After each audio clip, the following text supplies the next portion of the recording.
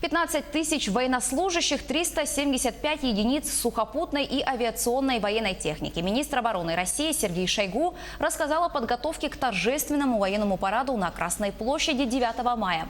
Он подчеркнул, что главными гостями торжества станут ветераны Великой Отечественной войны, которые приедут со всех уголков страны. На парад приглашены делегации из десятков стран и 20 иностранных армий.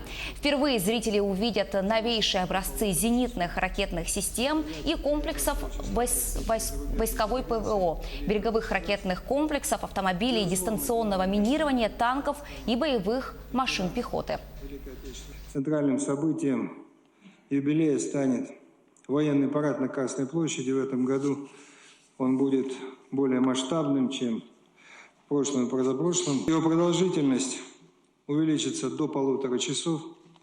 Ожидается приезд большого числа представителей зарубежных делегаций и лидеров государств.